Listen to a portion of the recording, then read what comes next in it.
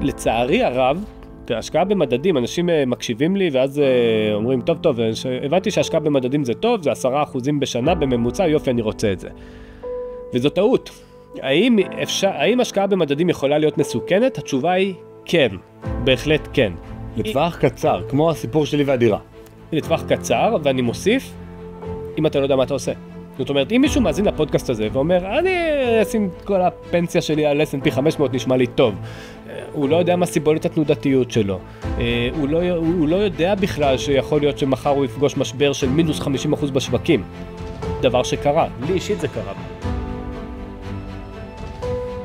בשנה האחרונה הבורסה עלתה ועלתה ועלתה, והטירוף של ההשקעות מתחיל להיות כזה שכל אחד שואל את עצמו למה אני עוד לא בבורסה, או איך יכול להיות שמישהו בבורסה בחודש האחרון הפסיד הרבה כסף, ובשביל לדון על הדברים האלה הבאנו תמיר אחר לשירותכם. תמיר מנדובסקי, שלום.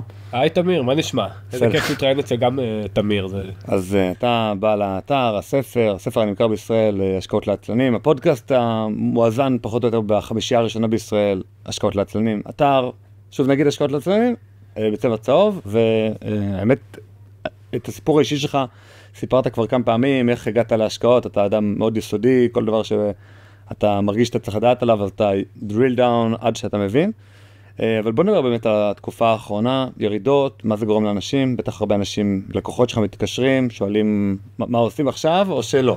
באופן מפתיע לא, באופן מפתיע או שלא, בעצם, כי אתה יודע, כשסיימתי לכתוב את הספר השקעות לעצלנים, בכל הערוצים השונים שציינת מקודם, הספר היה הראשון שבהם. הוצאתי אותו לאור בעקבות משבר הקורונה 2020, בגלל שבאמת אני חוויתי מהסביבה הקרובה שלי הרבה מאוד חרדה ובלבול בעקבות הנפילות הגדולות של משבר הקורונה, החלטתי לכתוב איזה ספר do and don'ts מאוד מאוד פשוט כזה וקליל. אבל היה לי איזשהו פחד, אחרי שהוצאתי אותו אל האור, שאנשים ישקיעו, וכשהם יגלו שהבורסה זה לא רק עליות, זה גם ירידות, אז הם יבואו אולי בטענות, ולא יודע מה, יכעסו עליי, כי באמת אפשר לכעוס ממש על בן אדם, שבגלל עצה גרועה, אבל זה לא קרה, המשבר הגיע די מהר, זאת אומרת, בשנת 2022, פרץ משבר אינפלציה מאוד גדול בכל העולם. ואנשים שהשקיעו מיד ימצא את הספר שלי בעקבות אולי הספר. מתי? ב-2021 הוא יצא לו, במאי 2021. מ-2021 זה די רק עליות, עד 22. עד 22, כולה חצי שנה. ואנשים שהתחילו מיד, שימו לקרוא את הספר נניח בתחילת 2022 והתחילו להשקיע, הפסידו רבע מהתיק שלהם. זה לא נעים, זה בדיוק מה שפחדתי ממנו, ולהפתעתי לא קיבלתי אפילו טלפון אחד. כי כל מה שהספר עושה בסופו של דבר, זה באמת מסביר שאנחנו רצים לטווח הארוך. ואם התחלת להשקיע ואחרי חצי שנה הפסדת, זה לא אומר כלום. בוא נגיד, זה מוזר אם זה לא קרה? כן, אם באיזשהו שלב אין משבר בשווקים, אחרי שהשקעת, זה מאוד מוזר. אפילו מעורר דאגה. אוקיי, אז בואו באמת ננסה להתחיל לתת איזשהו מדריך של כמה זמן שיהיה לנו, וכמה זמן שנרגיש שזה נכון, של מה זה בעצם שוק ההון, איך משקיעים בשוק ההון. אני חושב שהרבה מאוד מהדור המבוגר יותר נחווה מהמשבר של 1985, הרצת מניות הבנקים, פלוס אינפלציה. אני רוצה רגע לתת איזו הקדמה על הדבר הזה, כי בעצם כל מי שנגיד מגיל 50 ומעלה ומאזין לנו, כנראה אומר, דרך אגב, גם אבא שלי, שרואה חשבון, אדם שמבין בכלכלה, לא משקיע כמעט שקל בבורסה, למרות שאני מנסה ואומר לו, וכמה שזה חשוב וזה, הוא אומר, אני נחוויתי מספיק. עכשיו, כמובן שיש לנו תשובות לדברים האלה, ואני כן משקיע, ואתה בוודאי ובוודאי, אבל מה שקרה זה בעצם, בגלל האינפלציה, הכסף בבנק הוא בעצם כסף שערכו יורד מדי חודש וחודש, ואם יש אינפלציה מטורפת או היפר אינפלציה, אז בעצם אתה רואה את החסרונות של החיים שלך, נגיד יש לך חסרונות של, נגיד במונחים של היום, 2, 3, 4 מיליון שקל, אתה רואה אותם הופכים להיות משהו שאפשר לקנות איתו שכר דירה לחודש.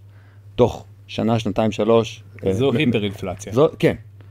עכשיו, הדרך היחידה להתגונן מהיפר-אינפלציה, שהיא גם יעילה להתגונן מההיפר-אינפלציה וגם יעילה מבחינת אשכרה שהכסף יעבוד עבורך ויביא תשואה, לא רק יתגבר על האינפלציה, זה כנראה שוק ההון. הדרך להתגונן מפני אינפלציה זה פשוט לא להחזיק כסף. כסף? לי אין הרבה כסף, לי אין כסף כמעט. אני שומר בעובר ושב שלי קצת כסף בשביל לשלם את החשבונות, את השכר דירה והוצאות צפויות. כסף אין לי. גם בחברה אין לך כסף. גם בחברה אין לי הרבה, הכסף שאני שומר בצד, זה כסף שאני צריך לשלם איתו מיסים, משכורות וכולי, כסף אין הרבה, אם יש באמת משהו אחד אולי, אנחנו רק בתחילת הפודקאסט, אבל אם יש משהו אחד שהייתי רוצה ככה להעביר אולי הלאה, זה תהפכו כסף להון תמיד. מכמה סיבות, שהסיבה הראשונה שבהן, אתה ציינת אותה, זה באמת להגן על עצמך מפני אינפלציה, כי בשנות ה-80 הזכרת את ההיפר אינפלציה שהייתה. היה לך שקל בבוקר, זה לא אותו שקל של הערב, לא של שנה הבאה, של הערב, זה ממש שקל שונה. אנשים היו מתקשרים לסופר לברר מה המחירים, כדי לדעת עם כמה כסף להגיע. ומה אנחנו למדים מזה? שדרכו של הסופר, להגן על עצמו מפני אינפלציה, הייתה להחזיק סחורות. זאת אומרת, אם יש לך קילו עגבניות בבוקר, המחיר שלו שונה לחלוטין מאשר בערב. ממש ככה, זאת אומרת, לא רק שוק ההון, לא רק מניות, כל דבר שאתה מחזיק שהוא לא כסף, זו דרך להתגונן מפני אינפלציה.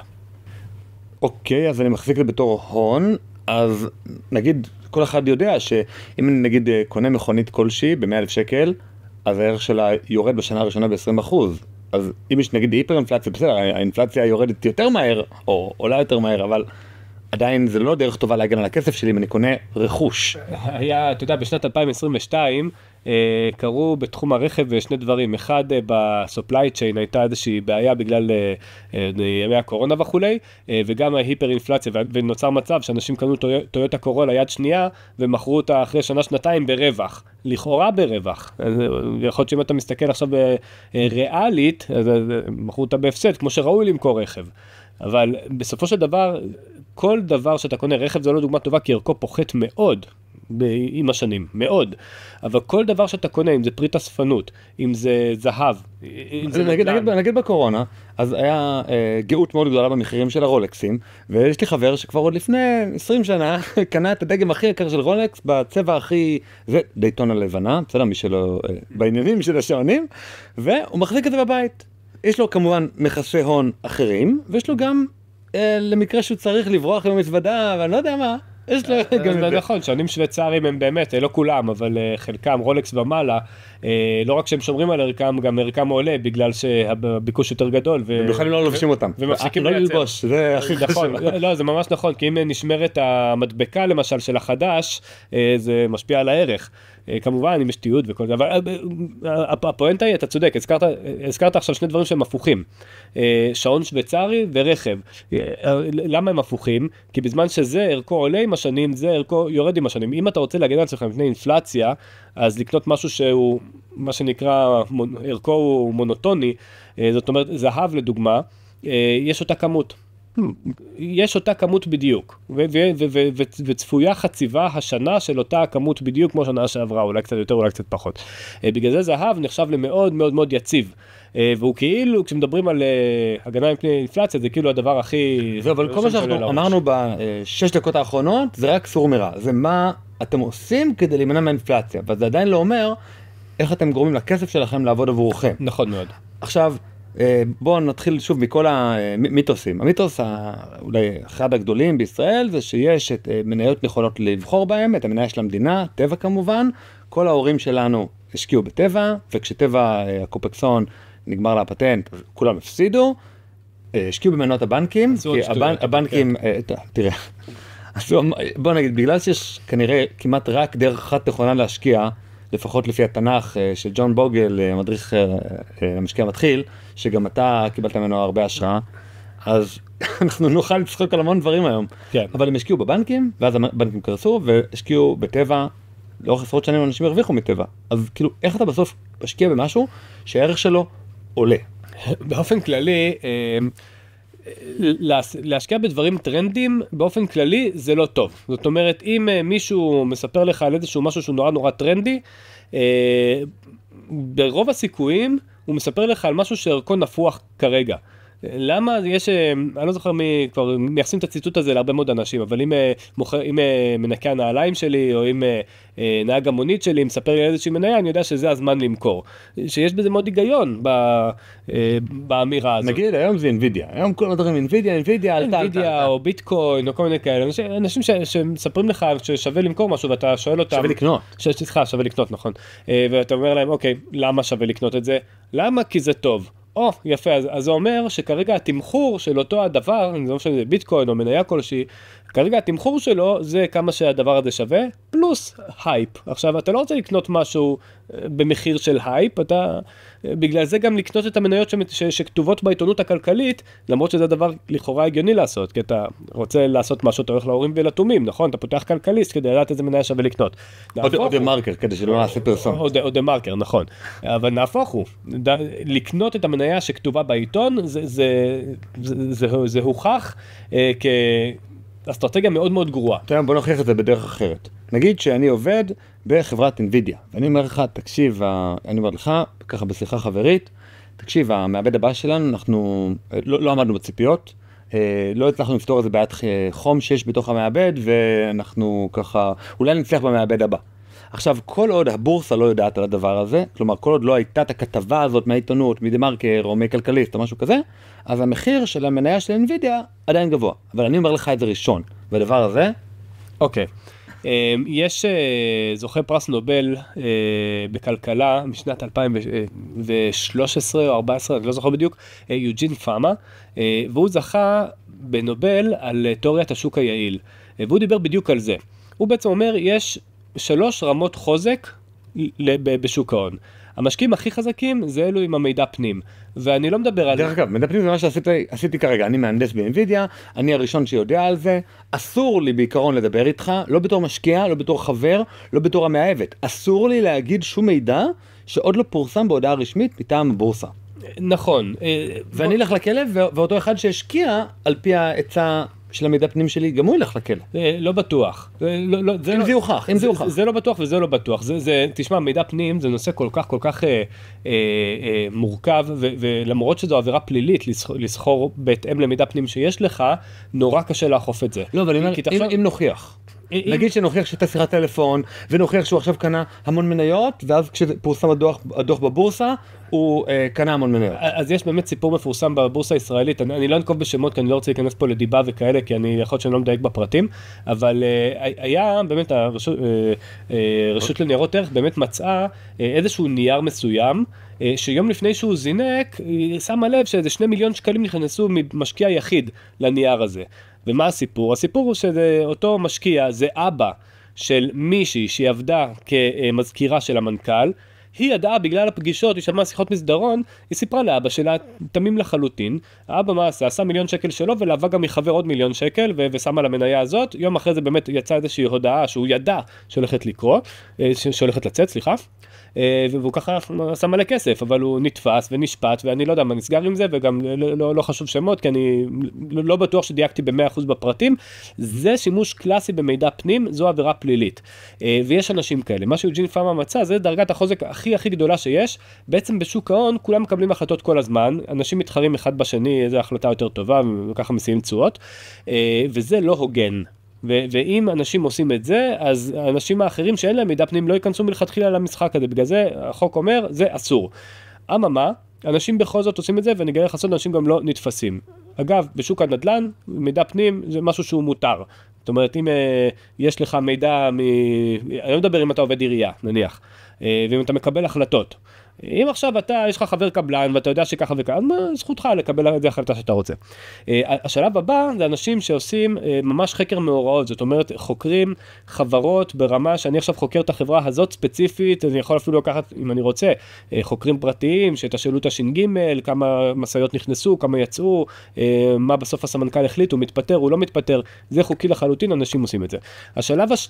הדרגה הכי נמוכה בעוצמה של המשקיעים בשוק ההון, זה אנשים כמוני כמוך שפותחים עיתון, שיודעים, אנשים רגילים. גם אין לנו יכולת לעקוב אחרי 500 חברות, 100 חברות, 20, אין לנו. אפילו אחת, יש לך משפחה, יש לך חברים, יש לך מקצוע, יש לך קריירה, יש לך תחביבים. אבל נניח שאני אנליסט של שוק ההון, אני מאוד מוכשר במידע, אני עובד רק בזה, נגיד אתה עובד רק בניהול חברה שמלמדת איך משקיעים בשוק ההון. אז כן. אולי לך יש את האפשרות לזכור כמה אנשים, תעקבו לאחרי חברות ואנחנו נביס את השוק. אבל עדיין, גם אם אני סוחר אנליסטים מבריקים, גם אם הם מתאבססים על חברה אחת, והם מקבלים איזושהי תובנה, גם אז אתה יודע שכל המידע שיש לך, אולי הוא נותח נכון, אתה לא יודע אם זה כל המידע. יכול להיות שמחר בבוקר החברה הולכת לצאת באיזושהי הודעה, או שיש לה מתחרה. שטורפת את הקלפים, או שיש להם מתחרה שיש לו מוצר עוד יותר טוב. יכול להיות שאתה משקיע באיזושהי חברה שבזמן שהמתחרה עכשיו פיתחה ChatGPT. כאילו, ויותר מזה, נניח ויש לך את כל המידע בעולם ונניח וניתחת אותו מושלם, עדיין מחר יכול להיות איזשהו ברבור שחור, יכול להיות שבחרת באיזושהי חברת תעופה מדהימה, ויום אחר מלחמה באוקראינה, מלחמה בישראל, קורונה. בגלל זה, מה שיוג'ין פאמה, אני חוזר למחקר הזה, מה שהוא אומר בתיאוריה של השוק היעיל, זה שבסופו של דבר, לאדם הפשוט, ואפילו קצת יותר מפשוט, אדם שרוצה להשיג תשואות בשוק ההון, אין באמת סיבה להאמין שהוא יכול להשיג תשואה לטווח זמן ארוך, מעל הממוצע.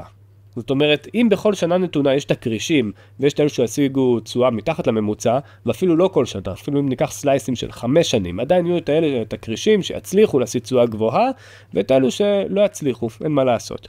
זה לא אומר שבשנה הבאה או ב5 שנים הבאות, זה יהיה אותו הסדר. רוב הסיכויים, אם הם מסתכלים על רגרסיה לממוצע, שהם לא יצליחו. עכשיו, תחת ההנחה שאתה לאורך טווח זמן ארוך, ושאני לא יודע בין כמה אתה, אבל אתה נראה לי, יש עוד כמה שנים עד לפנסיה מבחינת הגיל, תחת ההנחה שיש לך טווח זמן ארוך לפניך, אין לך באמת סיבה להאמין שבטווח הארוך אתה תשיג תשואה גבוהה מתשואת השוק. כן, עכשיו בואו באמת ננסה להביא את הדבר הזה לצורה הרבה יותר פשוטה. יש כל מיני חברות שמבטיחות לנו שהם ינתחו את המשק בצורה הכי נכונה, והם לא יעסיקו 3-4 אנליסטים אובססיביים, יעסיקו מאות אנשים שסיימו בתי ספר לכלכלה בהרווארד וב-MIT ובכל מקומות הכי נחשבים, והם ישבו יומם ולילה כדי שהכסף שלי יעבוד בשבילי. החברות האלה לא מצליחות להביס, או לא מצליחות להביא תשואה יותר מאשר קוף טיפש שפשוט לוחץ כאילו על כפתור ואומר תשקיעו במניות האלה או תשקיעו במניות האלה. אוקיי, אז יש את ה... שוב, לאורך שנים. יש את השנה של הקוף. אני לא מדבר על הקוף. הקוף זה יותר בהימורים וזה. אגב, יש מחקר של פרופסור שיקי לוי, לא רחוק מפה באוניברסיטה העברית, בבית ספר לכלכלה. אני לא בטוח שאני מצטט אותו נכון, שווה אולי לבדוק את זה, אבל הוא חוקר הרבה מאוד, חקר מספר מחקרים, אני לא יודע אם זה רוב המחקרים שלו, אבל מספר מחקרים על passive versus active management, והוא מצא שבתוך active management, אם אתה בוחר באופן אקראי חברות, יש לך סיכוי יותר גבוה מאשר אם אתה בוחר באופן רציונלי חברות. זה קוף. זה קוף, נכון. זאת אומרת, אני אקח את הילד שלי, אני אגיד לו, בוא תסמן לי מרקר מתוך תל אביב 125. תבחר את החברות עם הלוגו הכי יפה. או סתם, לא, או אני אגיד לו, סתם תבחר 20.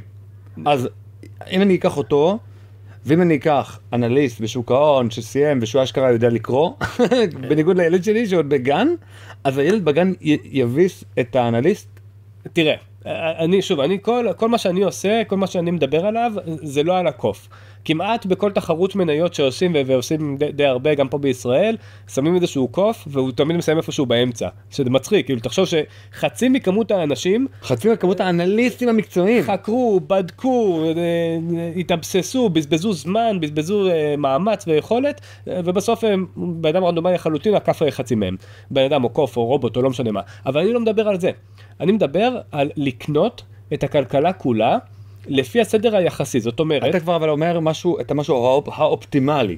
אני רגע רוצה, כלומר, גם שם הכסף שלי, ושם הכסף גם שלך, וכולם מכירים S&P 500, הנה כבר גילינו את התשובה, אבל אם אנחנו רגע ננסה להבין את הסיפור הזה, איך יכול להיות שבאים כל כך הרבה מומחים, אנשים שסיימו את האוניברסיטאות הכי טובות, מקבלים משכורות אדירות, רק בשביל להגיד, לבחור בזה, והם לא עושים את העבודה. חצי מהם מצליחים פחות מהקוף, וחצי מהם מצליחים יותר מהקוף, וגם אנשים מצליחים יותר מהקוף, אז זה שנה 1, 2, 3, עד השנה הרביעית, זה כבר נשאר ברמה של כמה אחוזים בודדים שמצליחים להביס את הקוף כל שנה. זה הזיה, אי אפשר... אתה מדבר עוד על מצב טוב יחסית של zero sum game, של אפס ערך שמביאים מנהלי השקעות. למעשה, המצב הוא זה שזה השמדת ערך. למה? אני עכשיו זוכר פרס נובל אחר, וויליאם שרפ. מה שהוא בעצם במחקר שלו שהוא הרבה יותר מוקדם, לדעתי מ-1991, הפרס נובל הזה, הוא בעצם אומר, אם בטווח הארוך כל מנהלי ההשקעות ישיאו תשואה ממוצעת, שזה מה שאני אומר עכשיו זה הגיוני, נכון? כאילו כולם ביחד יעשו תשואה ממוצעת, זה הגיוני, מה שאמרתי עכשיו. אם מזה אתה מוריד את הדמי ניהול, זאת אומרת שמלכתחילה, נניח אחוז דמי ניהול, זאת אומרת שמלכתחילה היה שווה לך להשקיע רק באיזה אינדקס פאנד, כאילו ב-S&P 500 לצורך העניין, לקנות את הממוצע של כולם ולא לשלם את הדמי ניהול האלו. זאת אומרת שאם אתה קונה קרן סל שמחכה, או לא משנה, או כל דבר שמחכה מדד, אתה תשיא תשואה גבוהה יותר מאשר כל מנהלי ההשקעות בממוצע, בטווח הארוך. בגלל העלות. נכון. זאת אומרת, כי אתה מוריד את העלות. אני בא, לוקח את כל אותם בוגרי הרווארד, שאוהבים להרוויח כספים יפים, ואני בא ומשווה ואומר, רגע, ובסוף, מאיפה המשכורת של אותם אנשי הרווארד, של אותם אנשי זה, המשכורת היא מהתיק שלי, מהדמי ניהול שהם לוקחים מהתיק שלי, ואנחנו באמת לא רואים איזה השפעה אם מישהו סיים בהרווארד, או מישהו סיים גן חובה, שוב, ראינו, אפילו הילד שלי מביס אותו לאורך שנים, ואז בעצם הדבר היחידי שבטוח בתוך זה המשכורת, או האמת אתמול, בגלל שהתכוננתי לשיחה, אז שאלתי את הבן שלי, שוב, הוא בן 6, והוא עוד לא יודע לקרוא, אמרתי לו, תגיד, מי בטוח מרוויח בקזינו? נגיד שאנחנו עושים, מאמרים כמה יצא בקובייה, אמרתי לו, מי בטוח מרוויח? איכשהו באיזה גאונות, הוא אמר לי, מי שמנהל את ההתערבות הזאת, אמרתי לו, אבל רגע, מאיפה הוא מרוויח? אמר לי, לא יודע, אמרתי לו, אוקיי, אז הנה, אז הוא באמת לוקח אגורה מכל אחד על זה שהוא מנהל פה את ההימורים. אז מנהל ההשקעות, הוא לא אומר שהוא מאמר, אבל בינינו אנחנו יודעים שהוא לא מביא תשואה עודפת, הוא לא מביא יותר כסף, ולכן הדבר היחידי שבטוח בכל השוק, זה המשכורת של הברוקרים, היועצים, אנשי מכירות הנחמדים שמתקשרים אליכם ואומרים, היי, בואו, אולי תעברו לחברה שלנו, שנה שעברה לנו 8%, 10%, יותר מכולם. נכון, כן, הם יציגו את הנתון שנוח להם, כשהם יספרו לך על התשואות שלהם. אבל הזכרת פה שני דברים מעניינים. אחד זה העניין התוחלת, תוחלת עם חטא, שזה כמו בווינר קצת, כי בווינר יש את האובר-אנדר למשל, או אם אני רוצה לאמר בכדורסל, הרי בכדורסל אין טקו, נכון? זאת אומרת, מה הם עושים בווינר? הם מוסיפים כמות נקודות מסוימת לאחת הקבוצות, ואז אומרים, היחס הוא 0.8 לכאן, או צריכה 1.8 לכאן או לכאן. זאת אומרת, שאם אני מנצח, זה לא הטלת מטבע. אם אני ואתה עכשיו נעשה הטלת מטבע, ואתה שמת 10 שקלים ואני 10 שקלים, אז המנצח בינינו... אז לי סיכוי להכפיל, לך יש סיכוי להכפיל. נכון, אבל אם אני שם בווינר בכדורסל, אני שם 10 שקלים, אתה שם 10 שקלים, אבל אם אתה זוכה, אתה מקבל 1.8, ואם אני זוכה, אני מקבל 1.8. זאת אומרת, שאולי אני נצח ואני ארוויח, מחר אני אפסיד, אחרי זה אני ארוויח, אבל התוחלת היא שלילית, לכן הבן שלך צדק. התוחלת היא שלילית, זאת אומרת שבעל הבית תמיד מנצח. עכשיו, בשוק ההון, יש עליות ויש ירידות, כל הזמן, זה חלק מהמשחק, אבל התוחלת היא חיובית לאורך הזמן. התוחלת היא חיובית. כלומר, מה שאומר עכשיו זו עובדה היסטורית, זה לא אומר משהו לגבי העתיד. זהו, אני אנסה באמת להוסיף פה כל מיני אינפוגרפיקות, שיהיה פה הרבה יותר ברור לאנשים, אבל נגיד, היום ולפני חודש יש ירידה. כן. הפרחתי את מה שאמרת? לא, אם אתה... כאילו אמרת, יש תמיד עליות, או אמרת משהו בסגנון של זה עולה זה יורד, אבל יש תמיד עליות. בטווח הקצר, שוק ההון זה בורסה, סליחה, באתי להגיד זה קזינו, זה באמת הימור. זאת אומרת, מי שצריך את הכסף בעוד חצי שנה לשלם לקבלן, ואומר, שמעתי S&P 500 זה טוב, זה עולה, הוא מאמר, ויכול להיות מאוד שהוא עושה טעות פטאלית.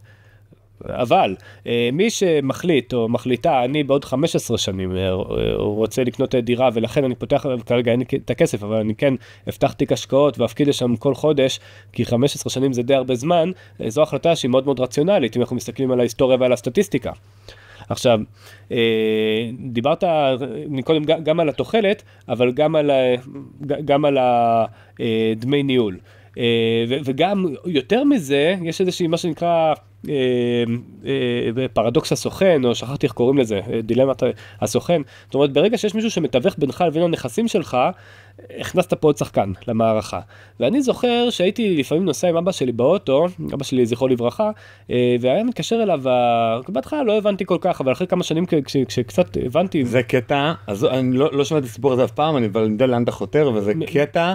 בואו תהיו מרוכזים רק פה, אנחנו ניתן מלא עצות שיעזרו לכם במהלך החיים להרוויח כמה מיליונים, אבל רק העצה הזאת, זה סור מרע ממש טוב. מתקשר אליו, אבא שלי בנהיגה, תוך כדי אני והוא מדברים, לא יודע מה, אוכלים שווארמה, ואז מתקשר היועץ השקעות מהבנק. מהבנק, כן, זה חשוב, נכון, מהבנק. ואומר לו, תקשיב, זה שלומי, לא משנה מה השם שלו, מניית ככה וככה היא צוללת עכשיו, אני מוכר לך, אני קונה לך קצת אג"ח קונצרני, קצת זה, קצת זה, קצת זה, ואני מוכר לך זה ואני קונה לך זה. ואבא שלי מסתכל עליי ואומר, אוקיי, טוב, בסדר, והשיחה מתנתקת ואומר, אין, אני בידיים טובות. למה? כי דיברו איתו עכשיו סינית, הפחידו אותו, אמרו לו, אני עכשיו קונה, מוכר, קונה, מוכר, קונה, מוכר. עכשיו, מה זה כל קנייה מחירה כזו? כל קנייה מחירה זה עמלות קנייה מחירה, אולי עמלות הפצה לבנק, גם יכול להיות, הבנק לפעמים מרוויח ממחירה של קרנות מסוימות. וזה עוד בקטנה. והמדינה מרוויחה גם, זאת אומרת, כל מחירה שאתה עושה בהפסד, אף אחד לא משתתף איתך, כל מחירה שאתה עושה ברווח, אתה משתתף עם פקיד השומה. בוא ניתן רגע דוגמה, נגיד שאבא שלך קנה את מניית, בוא נמציא איזה חברת קוס, בסדר? קוס כמו, אין חברה כזאת, אז אנחנו לא עושים, אף אחד לא יתבע אותו לדיבה.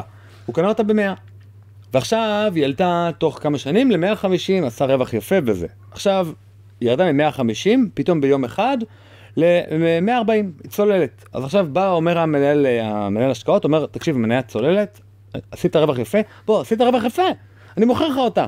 עכשיו על ה-40 שקלים, הרי קנית ב-100 ועכשיו זה יושב על 140, אז יש לך 40 שקלים, משלם עליהם רבע מס, זאת אומרת, 10 שקלים בטוח על כל המדינה. נכון. עכשיו, זה נזק אחד, עזוב רגע את העמלות ואת זה. דבר ראשון, 10 שקלים האלה שכרגע הולכים למדינה, אבא שלך לא צריך את הכסף, את הכסף של המניה הזאת. אם הוא היה צריך, ברור, היינו משלמים מס למדינה והיינו אומרים, בסדר. נכון. אבל הוא לא צריך. בעצם יש פה אירוע מס שהיה אפשר לדחות אותו לעוד כמה שנים, או לעוד אפילו יובל, וזה בעצם כאילו כמו הלוואה ללא ריבית מהמדינה, כי בעצם מנעת אירוע מס. תראה, אם אנחנו מדברים על דחיית מס, קודם כל צריך להגיד, דחיית מס זה כלי עוצמתי מאוד, אבל של המשקיע הפסיבי, לא של המשקיע האקטיבי.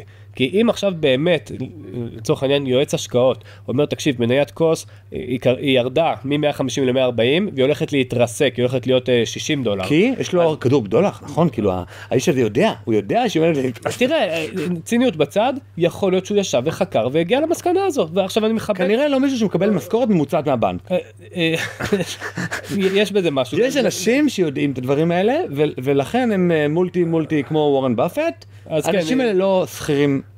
אז נכון, יש מין הלצה כזאת שאומרת שוול סטריט זה המקום היחיד שבו אנשים שבאים ברכבת התחתית, נותנים עצות לאנשים שבאים עם רולס רויס. אז כן, תראה, כל הדחקות והדברים האלה, הכל נכון, אבל אם נתייחס רגע ברצינות לעצה הזו, יכול להיות שהיא נכונה, אבל אם הוא היה משקיע, אם לצורך העניין אבא שלי עליו השלום היה משקיע מלכתחילה רק בקרנות סל מחלקות מדדים, אז ההצעה הזו הייתה לא רלוונטית, כי השאלה הראשונה, אחרי שאבא שלי נפטר, אמא שלי אמרה, תגיד, מה לעשות עם קופת גמל שירשה ממנו, משהו כזה. אמרתי לה, מתי את הולכת להשתמש בכסף? היא אמרה לי, לעולם לא. אני לא יודעת, כאילו, באמת, אני לא יודעת מתי אני אשתמש בכסף הזה, יש לי את הפנסיה שלי, אמא שלי כבר פנסיונרית, יש לי את הפנסיה, יש לי זה, לא באינתי עליה. אוקיי, אם את לא הולכת להשתמש בכסף הזה ב-20 שנה הקרובות, קרן סל מחלקה מדדים, אין מה לעשות. לא, עוד לא הסברנו לאנשים מה זה, אבל כן. כשאותו פקיד בנק אומר לך, כדאי לך למכור, אז דבר ראשון, שילמת מס, שזה חבל, כי אתה יכול לדחות את האירוע המס הזה. נכון. דבר שני, עמלות.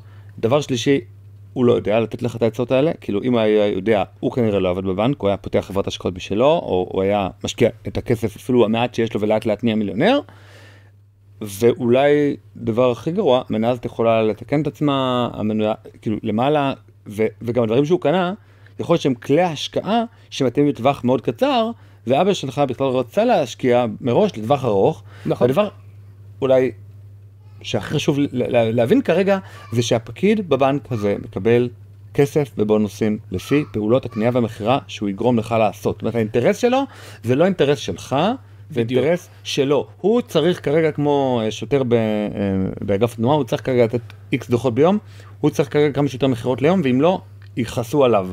בדיוק, ואם נעזוב רגע את הפקיד פרסונלית, בסופו של דבר מתקשר אליי הבנק ואומר לי בוא תעשה פעולות, ואני אומר לו כן, יאללה, תתפרו, תעשו כמה פעולות שאתם רוצים. זה ניגוד אינטרסים בוא נעשה את זה כמה שיותר על סטרואידים. בשנת 1985 הבנקים הריצו את המניות של עצמם עד שהיה חוק שאסר על זה. הם המליצו, אמרו לאנשים, תקשיבו, המניה שלנו של בנק פועלים או של בנק לאומי עולה הכי גבוה, שווה לכם לקנות את שלנו. כן. ואז הלקוחות שלהם לקחו את הכסף המזומן שהיה להם כדי להינצל מהאינפלציה, והשקיעו את זה במניות של הבנקים, עד שהמניה הייתה כל כך גבוהה, שהיו צריכים לתדלק אותה בעוד יותר כסף כדי שהיא תמשיך לעלות, לא שהיא תראה... לא רק זה, גם הציבור הרחב ממש נדלק, ממש כמו שזה היה נראה כאילו בעשור שעבר מחירת דיור, זה עולה ועולה ועולה, ואין בכלל שום קשר למציאות. או הביטקוין לפני כמה שנים, זה ממש הרגיש כאילו איפה שאתה לא זורק שקל, מתפוצץ. וזה מה שאז הייתה תחושה ב-1985, דרך אגב, זה נעצר בעקבות באמת גם רגולציה, גם המציאות, וגם שיר של שלום חנוך. הבורסה נפלה, אנשים קופצים מהגג, זה נכתב על זה. נכון. עכשיו בואו ניגע קצת בפתרון. דבר ראשון, כבר אמרנו את הפתרון כמה פעמים, קרנות צה"ל מחכות מדד, ואני רוצה להגיב למשהו שאמרת לפני כ10 דקות, לגבי הטווח זמן. זאת אומרת, אני כרגע, כל הכסף שלי יושב שם, שוב, אולי אני אלמד שזה אולי לא הכי נכון, ואולי אני צריך לגוון קצת, וזה, ננסה ללמוד גם מהשיחה הזאת. אבל כל הכסף שלי היה שם, כי אמרתי, אני עכשיו משקיע לטווח ארוך, ומחרתי 40-50 שנה קדימה, ואז התחתנתי.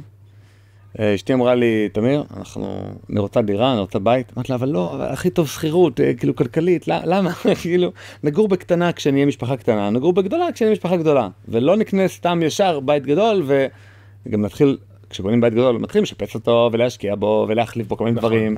ואתה נשאב לתוך זה, יש לך פתאום כסף פנוי, אתה אומר, שנייה, פתאום צריך מזגן, פתאום צריך שיפוץ כזה, פתאום הצנרת. עלויות פחת. גם עלויות פחת. קנינו דירה בת 50, ומדי שנה היא צריכה יותר ויותר, ויותר תחזוקה לא פחות. והצנרת פתאום בעייתית, ופתאום יש איזה רעידת אדמה, אולי חס וחלילה. בקיצור.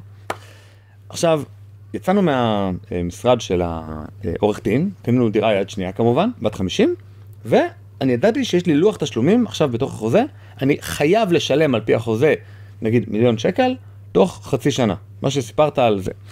עכשיו, אם אני לא אשלם את 1,000,000 שקל תוך חצי שנה, אני בבעיה שהחוזה יבוטל, אני אקבל כנסות מטורפים, שוב על פי החוזה, אני גם אשלם כנס, גם לא תהיה את הדירה, ובקיצור אני בבעיה מאוד מאוד קשה. עכשיו, מכיוון והכסף שלי היה במקום שהוא קרנות צה"ל מחכות מדד, נסביר עוד מעט מה זה, אבל זה מאוד תנודתי, זה עולה ויורד מדי חודש באחוזים, או לפעמים בעשרות אחוזים, בתקופות קשות, והיינו בדיוק רגע לפני הקורונה. כאילו זה היה, חתמנו על החוזה באוגוסט, ובמרץ פרצה הקורונה, והחצי שנה הזאת באמת נגמרה בפברואר. עכשיו היה לי הרבה יותר מזל משכל, ועשיתי משהו מסוכן וטיפשי להחריד, אבל הרווחתי ממנו 100,000 שקל. אז הייתי צריך לשלם 1,000,000 שקל תוך חצי שנה, היה לי 1,000,000 שקל במניות. ואמרתי, טוב, עכשיו הדבר הכי נכון זה למכור, או לשים בזה משהו פקם, כזה, הדבר הכי זה, או אג"ח, משהו כאילו באמת הכי סולידי, שפשוט הכסף ישמור על עצמו, אולי ירוויח לי כמה אחוזי ריבית קטנים, אבל לא מעבר לזה. לא עשיתי את זה, השארתי את הכסף במקום תנודתי, הרווחתי 100,000 שקל, אבל באותה מידה יכולת להפסיד 200. אם הייתי חותם על החוזה הזה עוד חודשיים, הייתי מאבד 30% מהכסף שלי. זאת אומרת, הייתי בגירעון של 300,000 שקל אל מול החוזה שאני אמור לעשות. נכון. לא בטוח שהמשכנתא הייתה מכסה את זה, יכול להיות שהייתי צריך להתחנן להורים ולהגיד להם, תקשיבו, אני עומד לחטוף כנס אני עומד לאבד את הדירה. כן. תראה. ולהסתבך בבתי משפט, ואני לא יודע. כשאנשים חושבים על השקעות, הדבר הראשון שעולה להם לראש זה כמה תשואה אני מקבל, כמה תשואה. בזמן שהדבר הנכון, כאילו מנהל השקעות מקצועי, מנהל השקעות, אני לא מדבר על מנהל השקעות עבור אחרים, מנהל השקעות עבור עצמו. הדבר הנכון לעשות זה לשאול מה הסיכון. לא כמה תשואה, אלא מה הסיכון. מה הסיכון שאתה כבן אדם יכול לספוג. בדיוק, נכון. עכשיו, כשאני טס לחול, למשל, מציעים לי כל מיני ביטוחים, ביטוח על הכל מציעים לי, אבל אני לא עושה ביטוח על הטלפון שלי, אני כן עושה ביטוח על הבריאות שלי. כי אם עכשיו אני אשבור צלע באיזה טיול אופניים בלא יודע איפה, אני יכול לצאת עם עכשיו שבועיים 3 אשפוז עם נזק פיננסי מאוד גדול, עזוב על הצלעות, וצלעות יטופלו, נזק פיננסי מאוד גדול. טלפון זה מגודר, הלך לי הטלפון, לא נורא, אני יודע שאייפון חדש עולה ככה וככה כסף. אני מבטח רק קטסטרופות פיננסיות. עכשיו, מה שאתה לא עשית באותה, שוב, לא, אני הייתי טיפש. שנייה, בוא נשים את זה. הייתי טיפש, התנהגתי בצורה לא אחראית, ואני בכוונה מספר את הסיפור הזה כל פעם שאני מלמד השקעות, לימדתי עד אחד בתיכון וכאלה, אמרתי להם, אני עשיתי דברים טיפשיים, בבקשה תלמדו ממני, כדי שחלילה זה לא יקרה לכם. יש הבדל בין טיפשות לבין בורות, לצערי, בגלל שהחינוך לא, אני לא הייתי בור, ידעתי. הלכתי כאילו לגמרי לתוך האש, וראיתי אותה, ואמרתי, אוקיי. אז תראה, יש באמת, דרך אגב, אני ככה אוהב לקרוא ספרות אקדמית, יש מחקר על כך שלנשים יש סיכוי טוב יותר להצליח בשוק ההון, הרבה פחות מדי נשים מתעסקות בשוק ההון, אבל מי שמשקיע יש לה סיכוי גבוה יותר להשיג תשואות מאשר גברים, בגלל שגברים סובלים מ-over confidence, מה שגם אתה כנראה סבלת ממנו באותו רגע. היית בטוח שזה עכשיו אולי זה...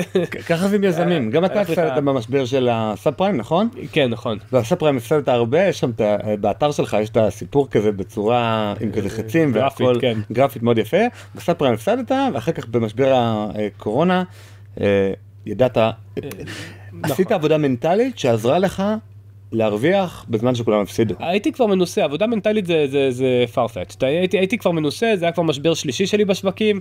ידעתי שיש לי טווח השקעה מאוד מאוד ארוך, והייתה לי גם קרן ביטחון. זאת אומרת, אם יש לי קרן ביטחון, וזה באמת שני דברים שבלעדיהם אסור להתחיל להשקיע בשוק ההון. אחד, לדעת למתי אתה משקיע, מה טווח ההשקעה. 2, שתהיה לך קרן ביטחון.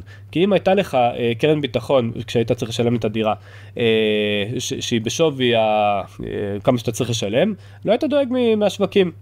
אם עכשיו, לא כולם, רוב האנשים לא צריכים כרגע לשלם לדירה. אבל גם יש הבדל בין מישהו שבא משפחה שבמקרה של קטסטרופה, יש מי שידע להאמין לך תוך 10 ימים 300,000 שקל.